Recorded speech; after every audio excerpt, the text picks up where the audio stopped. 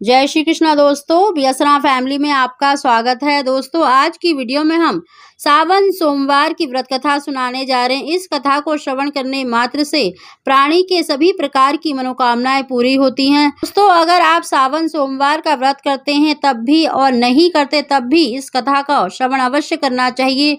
इससे भगवान शंकर की कृपा प्राप्त होती है और घर में सुख समृद्धि का आगमन होता है और इस कथा को सुनने मात्र से वनवांछित संतान की प्राप्ति होती है। तो बोलिए गौरी शंकर भगवान की जय। पहले समय की बात है, एक साहूकार था जो भगवान शिवजी का अनन्य भक्त था। उसके पास धन धान्य किसी भी चीज की कमी नहीं थी, लेकिन उसकी कोई संतान नहीं थी और वह इसी कामना के लिए रोज सोमवार के दिन भगवान शिवजी का पूजन करता था। पूरी श्रद्धा भाव से भगवान शंकर का पूजन करता, व्रत करता और सायंकाल के समय शिव मंदिर में जाकर घी का दीपक जलाया करता था। उसके इस भक्ति भाव को देखकर एक दिन माता पार्वती जी ने शिवजी से कहा कि हे प्रभु, यह साहूकार आपका अनन्य भक्त है, इसको किसी बात का कष्ट है तो आपको उसे अवश्य दूर करना चाहिए। शिवजी बोले कि हे पार्वती, इस साहूकार के पास पुत्र नहीं है, इसी से यह दुखी रहता है। माता पार्वती कहती हैं कि हे ईश्वर, कृपा करके इसे पुत्र प्राप्ति का वरदान दीजिए। तब भोलेनाथ ने कहा कि हे पार्वती, साहूकार के भाग्य में पुत्र का योग नहीं है। ऐसे में अगर इसे पुत्र की प्राप्ति का वरदान मिल भी गया तो वह केवल 12 वर्ष की आयु तक ही जीवित रहेगा। यह सुनने के बाद भी माता पार्वती ने कहा कि हे प्रभु, आपको इस साहूकार को पुत्र का वरदान देना ही होगा, अन्यथा भक्त क्यों आपकी सेवा पूजा करेंगे। माता के बार बार कहने से भोलेनाथ ने साहूकार को पुत्र का वरदान दिया, लेकिन यह भी कहा कि वह केवल 12 वर्ष तक ही जीवित रहेगा।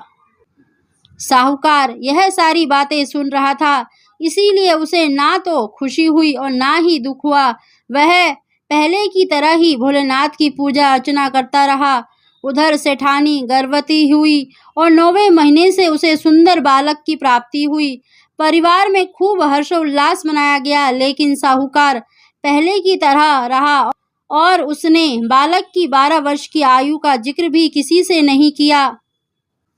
जब बालक की 11 वर्ष की आयु हो गई तो एक दिन साहूकार की सेठानी ने बालक के विवाह के लिए कहा, तो साहूकार ने कहा कि वह अभी बालक को पढ़ने के लिए काशी भेजेगा। इसके बाद उसने बालक के मामा जी को बुलाया और कहा, इसे काशी पढ़ने के लिए ले जाओ और रास्ते में जिस भी स्थान पर रुकना वहाँ यज्ञ आदि करते हुए और ब्राह्मणों को भोजन कराते हुए आगे बढ़ना।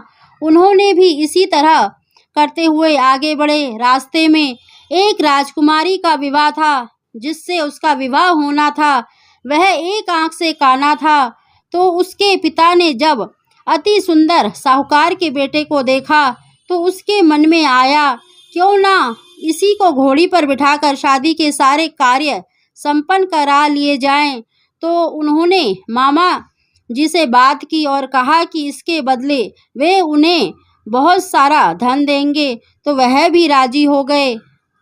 इसके बाद साहूकार का बेटा विवाह की बेदी पर बैठ गया।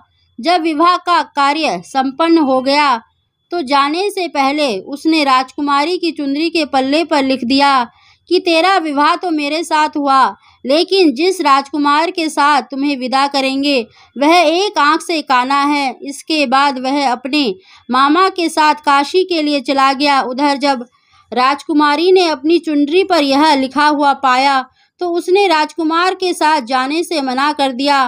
तो राजा ने भी अपनी पुत्री को बारात के साथ विदा नहीं किया।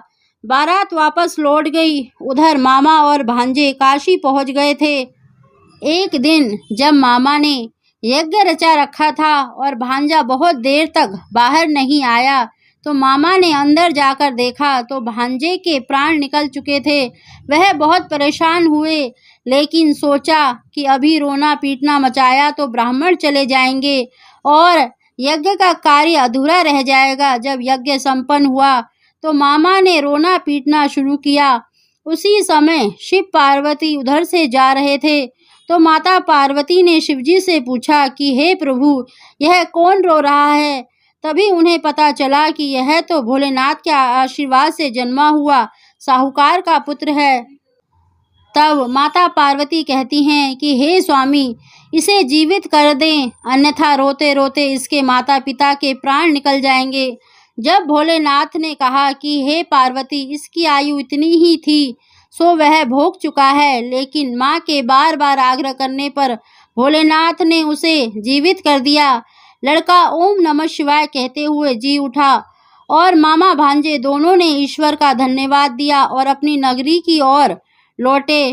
रास्ते में वही नगर पड़ा और राजकुमारी ने उन्हें पहचान लिया। तब राजा ने राजकुमारी को साहूकार के बेटे के साथ बहुत सा धन धान्य देकर विदा किया। उधर साहूकार और उसकी पत्नी छत पर बैठे थे।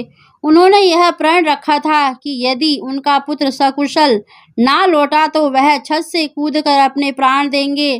तभी लड़के के मामा ने आकर साहूकार के बेटे और बहू के आने का समाचार सुनाया, लेकिन वे नहीं माने। तो मामा ने शपथ पूर्वक कहा। तब दोनों ने विश्वास हो गया और दोनों ने अपने बेटे बहू का स्वागत किया। उसी रात को साहूकार को स्वप्न में शिवजी ने दर्शन दिया और कहा कि तुम्हारी पूजा से मैं प्रसन्न हुआ हूँ। इसी प्रकार जो भी व्यक्ति इस कथा को पढ़ेगा या सुनेगा, उसके समस्त दुख दूर हो जाएंगे और मनोवांछित सभी कामनाओं की पूर्ति होगी। बोलिए गौरी शंकर भगवान की जय। दोस्तों, सावन सोमवार की व्रत कथा का श्रवण अवश्य करें और आपको कथा पसंद आई हो तो कमेंट बॉक्स में हर हर महादेव अवश्य लिखें। आप सभी को ओम नमः शिवाय।